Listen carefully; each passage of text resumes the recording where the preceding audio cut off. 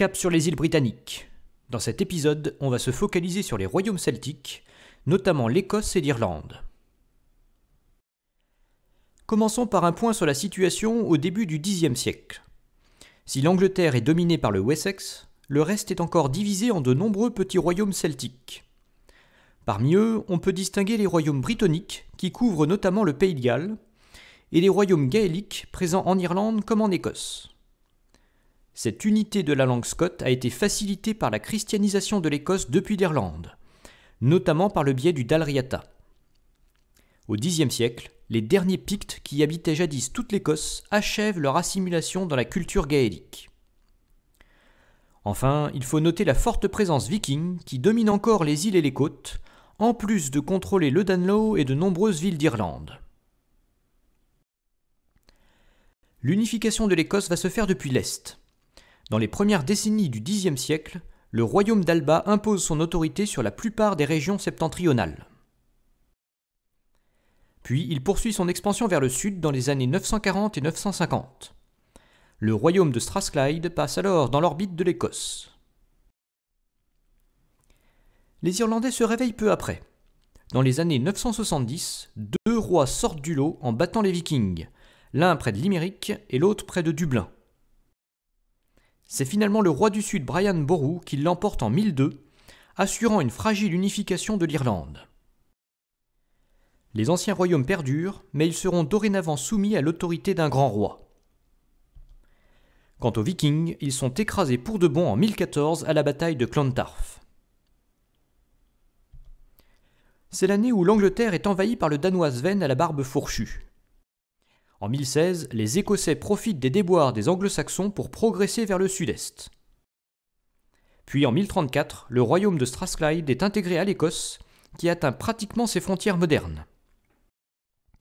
Seules les îles restent aux mains des Scandinaves.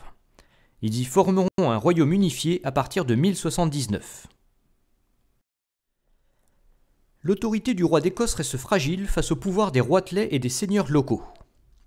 Les turbulences s'accroissent encore avec l'arrivée des Normands sur le trône d'Angleterre. Incapable de rivaliser avec les troupes de Guillaume le Conquérant, l'Écosse tombe sous l'influence normande en 1072. La culture et la langue française s'imposent à la cour, augmentant encore les révoltes seigneuriales dans le pays. L'influence normande favorise aussi le développement des abbayes et des châteaux forts à partir du XIIe siècle. L'évolution est similaire en Irlande avec un siècle d'écart. À peine arrivés sur le trône d'Angleterre, les Plantagenets mettent leur grain de sel dans les rivalités pour le titre de grand roi d'Irlande. En 1175, la suzeraineté du roi d'Angleterre est reconnue et l'île devient une simple seigneurie. L'expansion des Plantagenets connaît son aboutissement au siècle suivant. C'est d'abord le royaume des îles qui est annexé par l'Écosse en 1266. Et enfin le Pays de Galles dont la conquête est achevée en 1282. Le XIIIe siècle voit l'apparition des premiers parlements qui renforcent le contre-pouvoir des barons vis-à-vis du pouvoir royal. D'abord en Angleterre dès 1215, puis en Écosse et en Irlande. C'est un vrai tournant culturel. Ça entraîne la renaissance de l'anglais, de l'écossais et de l'irlandais aux dépens du français. Ça marque l'émergence des premiers sentiments nationalistes. En 1290, lorsque le roi d'Angleterre Édouard Ier tente de renforcer son contrôle sur l'Écosse, il doit faire face à une résistance inattendue. Les Écossais s'allient aux Français et se soulèvent, menés par le chevalier William Wallace, puis par Robert Bruce. La guerre fait rage jusqu'à une dernière victoire écossaise en 1314.